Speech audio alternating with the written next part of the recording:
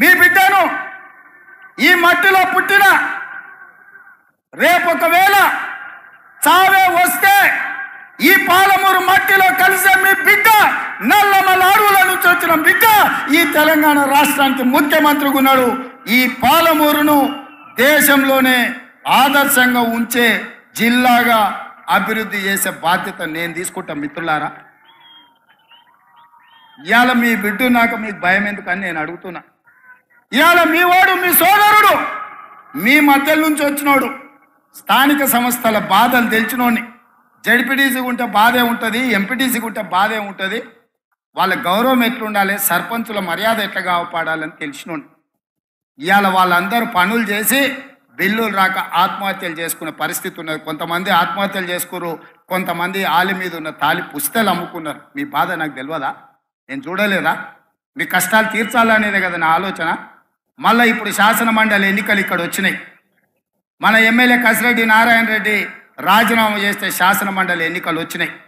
తొందరలోనే ఈ ఎన్నికల్లో పార్టీ పరంగా జీవన్ రెడ్డిని అభ్యర్థిగా ఏఐసిసి ప్రకటించబోతుంది.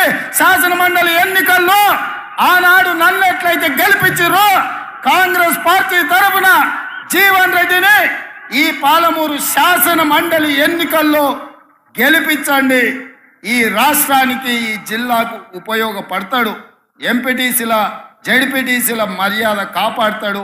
మీ పెండింగ్ బిల్లులను విడుదల చేపించే బాధ్యత జీవన్ తీసుకుంటాడు, సహకరించే బాధ్యత నేను తీసుకుంటా.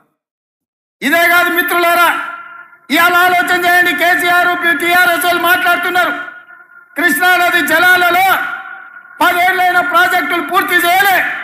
రోజమ్మ పెట్టిన రాగి సంకటి నాటికోడు పులుసు తిని బల్చి అలసిచ్చి ఇవాళ కృష్ణానది జలాలు రాయలసీమలకు తరలించకపోతుంటే పోతిరెడ్డిపాడు పొక్క పెద్దదైనా, ముచ్చుమరిలో నీళ్లు పోయినా, మాల్యాలలో లిఫ్టులు పెట్టిన కేసీఆర్ నోట్ల ఏం పెట్టుకున్నాడని నేను అడుగుతున్న. 10 ఏళ్ళు ఎందుకు మాట్లాడలే?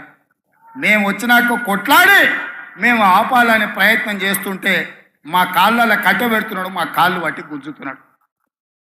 నీలాకేమన్నా తాగుపోతున్నా, నేనేమన్నా తిరుగుపోతున్నా? కేసీఆర్ తాగుతోటి దిగుతోటి మాట్లాడనికే నేను కేసీఆర్ని కాదు, నేను మీ రేవంత్ అన్నాను.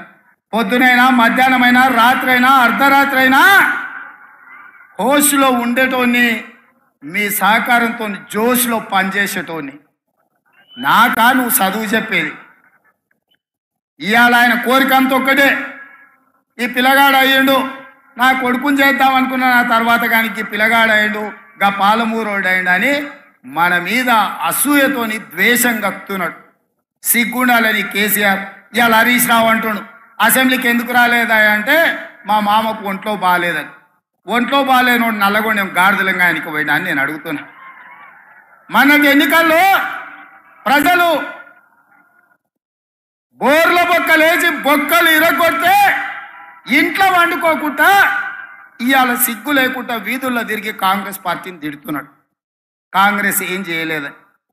ఇవాళ నేను ఒక మాట ఈ వేదిక మీద నుంచి తెలంగాణ 4 కోట్ల ప్రజలకు నేను ఒక మాట చెప్పదలుచుకున్న మీడియా మిత్రుల ద్వారా. రెఫరెండం